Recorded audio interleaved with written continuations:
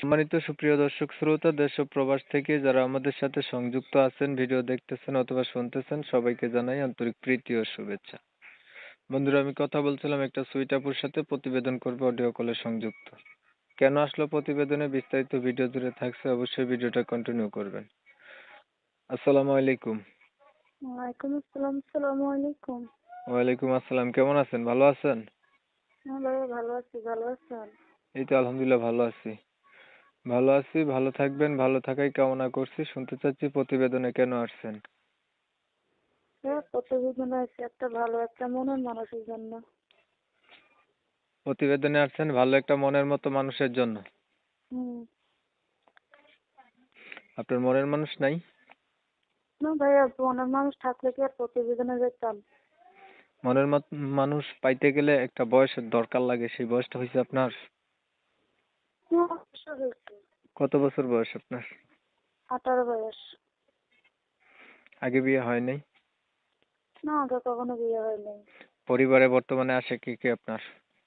পরিবারে বর্তমানে ছোট একটা ভাই আছে। শুধু ভাই? হুম। মা বাবা তারা নাই কেউ? বাবা মারা গেছে, মা চলে গেছে। এই ভাইকে নিয়ে কি নিজেই থাকেন? হ্যাঁ, বাইকে নিয়ে থাকি। কার কাছে থাকেন? বাসা ভাড়া থাকি। কি করেন আপনি? বাসা বাড়ি কাজ করি। লেখাপড়া করেন নাই? লেখাপড়া করছি, একটু পড়াশোনা করছি। কোরআন শরীফ পড়তে পারেন? ভাইয়া পুরোপুরি পড়তে পারি না, কম পড়ছি আর কি। ধরেন একটা মনের মতো মানুষ পাইলেন, এখন মানুষটার বয়স হচ্ছে একটু বেশি হলো, দেখতে কালো হলো, আগে বিয়ে করছে এমন হইলো, তখন আপনি কি করবেন? দেখতে কালো হলে কি হয়েছে? সমস্যা নাই, মাথার চুল কালো, কোরআন শরীফের অক্ষর কালো, মানুষ কালো হলে সমস্যা কি? আচ্ছা, না আপনার তো বিয়ে হয় নাই, এর জন্য বলছি যারা বিয়ে করছে এমন কেউ হইলে।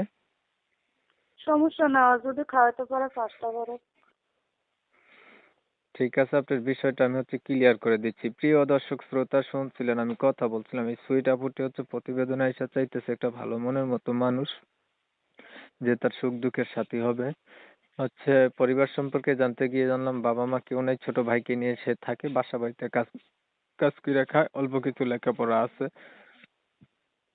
তো যারা এমন একটা আপু খুঁজছিলেন, তারা চাইলে এই আপুর সাথে কথা বলে দেখতে পারেন। আমি কিন্তু কমিউনিটি গাইডলাইনের কারণে আপুটির নাম এবং ঠিকানা আপনাদের ভিতরে তুলে ধরতে পারিনি, এর জন্য আন্তরিকভাবে দুঃখ প্রকাশ করছি।